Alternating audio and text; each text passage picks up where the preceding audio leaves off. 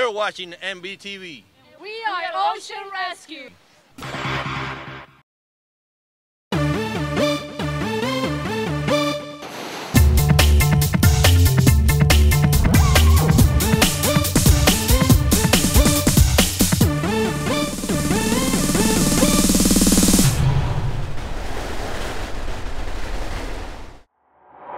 Hello, I'm Hilda Fernandez, and welcome to MB Currents, where we break down the issues of interest to you, our residents. Today's topic, emergency preparedness, what the city does and what you should be doing to prepare for this hurricane season in particular, and 10,000 Steps to Health, a new initiative with our Parks Department, one initiative created by one of our guests, Commissioner and Vice Mayor Jorge Exposito. Thank you for joining us today. Thank you, Hilda, for having me. And also joining us is City Manager Jorge Gonzalez. Thank you, Hilda. So we're going to talk a little bit about preparedness.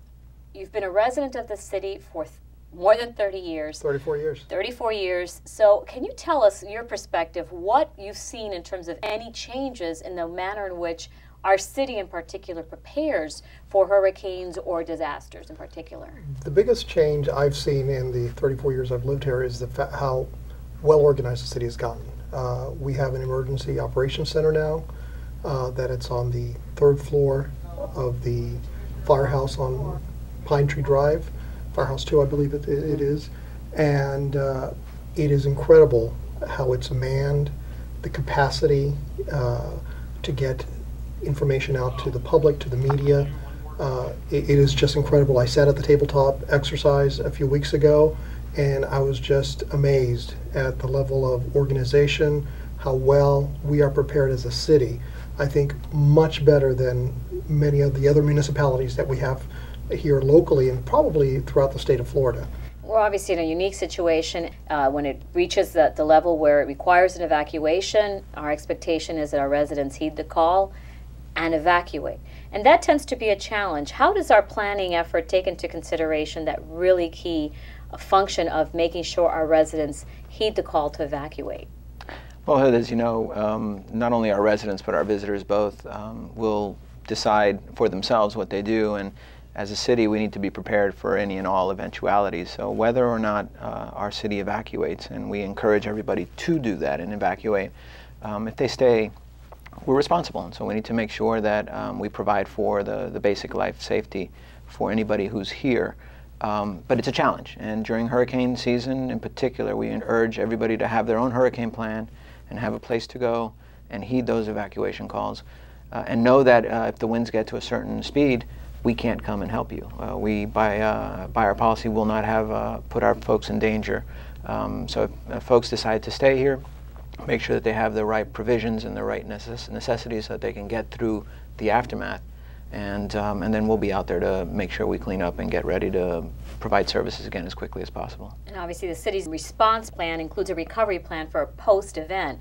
One component of our recovery plan, our post-event plan, actually does incorporate our residents, and that's through the use of CERT teams. Commissioner, can you tell us a little bit about CERT teams and what role and function they play and what the city does? Well, the city established the CERT program, and it was a means for getting citizens certified in emergency management, basically.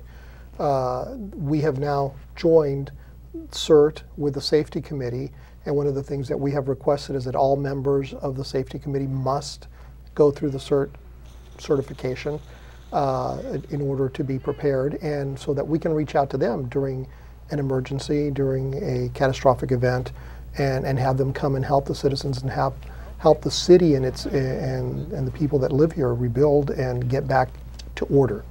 You know, and clearly it's very important that our residents not only heed the order, but when you have some residents coming in, stepping up and saying, I'm going to help with that, you know, post-event assessment, because that's very important for the cities to understand exactly what impacts we've had from whatever the event was, because it could be a flooding event, it could be a wind event, I mean, it could be a different kind of an event.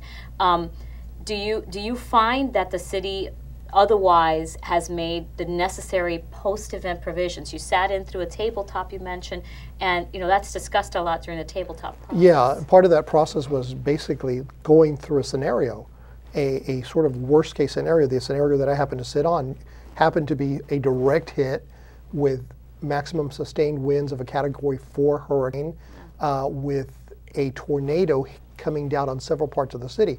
So it really prepared and made the participants have to deal with sort of a worst case scenario. The beauty of having not only our residents but also our city staff and administration participate in it was to allow them to go through the scenario and know what they have to do. They're not prepared ahead of time in terms of what they're going to do, but they're met with these criteria, and all of a sudden they have to deal with it and have to be prepared to how are they going to respond to the citizens, how are they going to respond to emergency teams, et cetera. And how do you communicate in a Precisely. situation where you have loss of power, loss of the ability to communicate? You know, some of these tabletop exercises seem kind of severe, and you know, Mr. Manager in particular, I guess we're in a unique situation here where we've been very blessed, there's no wood to knock on, but very blessed that we haven't had a real life catastrophe of that nature anywhere near our city. And even Hurricane Andrew in '92, we were very fortunate, skirted south of us. So, you know, how do you keep that message to our residents to heed the call, to get the provisions in place, to evacuate when necessary? You know, how challenging is that in light of the fact that we really, except for people that may have moved to the beach after having experienced it, whether it's Katrina, Wilma, someplace else, really haven't had that experience? Well, the important thing is to realize that there's been ample evidence of the sheer impact of what a hurricane can bring upon a community in plenty of other places. And so while we've been lucky, and we've had hurricane events, but we have been lucky in that they've been minor or they've been only tangentially hitting us. We need to be sure that we recognize that if we did get a direct impact or something significant like that, that it's going to be very catastrophic to this community, and it's going to be a long time to recover from. And if you did not evacuate, then you're going to find yourself in a very difficult place. The power is going to be out, water is going to be in short supply, you're not going to be able to get around. And it's not a very pleasant place to be after a hurricane, whether here or anyplace else. And so, again, evacuation is the key step to making sure that you protect first for life. Property we'll get to. The first step is protecting for people's lives. And what we plan for is the worst case event so that we are not surprised by the worst case, and we hope for the best case. Yeah, so prepare for the worst and hope for the best. And for our viewers, again, you can go to Miami Beach's website, www.miamibeachfl.gov. Go to our hurricane link in the bottom. We'll give you information and checklists of what you should be doing if you haven't already to plan and prepare for this hurricane season in particular. And of course, if we have an emergency, stay tuned to MBTV, to MB Radio, and all the other sources of news to get information to keep you informed during the emergency. We're going to have to take a quick break, but when we get back, we're going to talk about 10,000 steps to health. We'll be right back.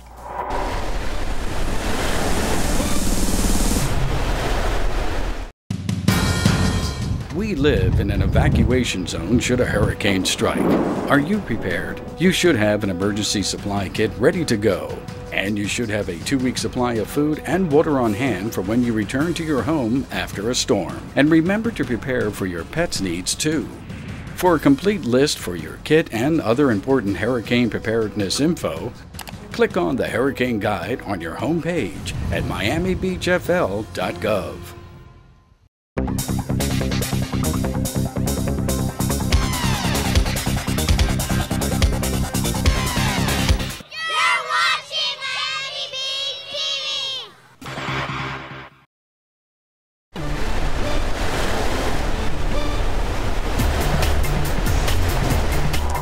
Welcome back to MB Currents. I'm Hilda Fernandez. Our guests today are Vice Mayor Jorge Exposito and our City Manager Jorge Gonzalez. Right before the break, we were talking about emergency management. We're going to shift gears now and talk a little bit about 10,000 Steps to Health. Well, this is a new initiative, one that you've brought to the city. Tell us a little bit about what that means. The reason I started this is because I attended a symposium in Chicago about building healthy communities. One of the things that I wanted to do is, you sort of have to walk the walk. So I've been in the process of losing weight. Those of you that have been watching me over the past few months, losing weight. And one of the things that I've read consistently in every type of different diet that you do is that part of healthy eating is also a certain level of exercise. And what they recommend is 10,000 steps. I thought 10,000 steps was going to be fairly simple, but when I realized 10,000 steps is about 4.5 miles. Daily? They say 3 to 4 times a week. 4 times a week, okay. I recognize that, it's hard to gauge unless you're wearing a pedometer. Pedometers usually are not that accurate at times. So I spoke to Parks and Recreation, how could we incorporate some of these programs into our parks and recreation programs to ensure that we're providing our citizens, in addition to these recreational programs that will give them a healthier lifestyle, help them live a healthier lifestyle. So what we started doing is measuring out different walkways throughout the city, on the boardwalk, South Point Park, you know, how many times around the track, at Flamingo Park, and North Beach area, in these public areas, so that we have, so the citizens can go and see some type of measurement and know how far they're walking. So I can start at a certain point and it will tell me I've walked a mile, 2 miles, 3 miles.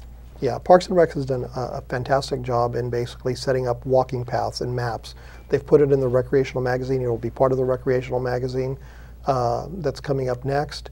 It's going to be on our city website, so that people can go and see, okay, from here to here is how far do I have to walk to get my 10,000 steps a year, 4.5 mile to 5 mile equivalent. And also we're going to start incorporating healthy eating habits, not only ideas for menus, but tips on what are healthier foods, low glycemic foods, things of those nature, that will help people basically get into the healthier mode. It seems like when you walk anywhere on South Beach, you see someone running, walking, bicycling. By nature, it would seem to be a community that might take its health a little seriously. You know, in the last few years, we've seen other programming that's happened at the Parks Department. This seems like an incredible complement to, including some outdoor fitness equipment that popped up in Loomis Park, our own little Venice Beach. Sure. That's been kind of a goal as well. Sure, Hilda. Our residents appreciate the health and well-being of their community, and an important part of that is a healthy living and healthy lifestyle. So when George brought this to our attention, it served a natural complement to a lot of what we had already been doing, but not really in a organized program. And so it really brought an umbrella over it that says we can, for very, very relatively low cost, provide a number of different amenities, whether indoor or outdoor. All our youth centers have full gym equipment. Many of our outdoor parks now have outdoor gym type equipment as well, so that folks can walk, jog, do their paths, stop, do some of the fitness equipment, and then continue down the path, all in an effort to encourage people to have a healthy lifestyle indoors and out, and particularly in Miami Beach. Outdoors is certainly the attractive nature, and so our beach walks, our bike paths, our shared bicycle program, our efforts to make sure that it is safe, pleasant, and convenient for someone to go out there and enjoy a healthy lifestyle and do some exercise along the way is something that's part of our quality of life that we offer our residents. And our residents in their responses have indicated that they are very satisfied with their quality of life. So, Commissioner, how soon will we, should we be looking out for this stuff very soon? And what do I have to do if I want to do 10,000 steps to health?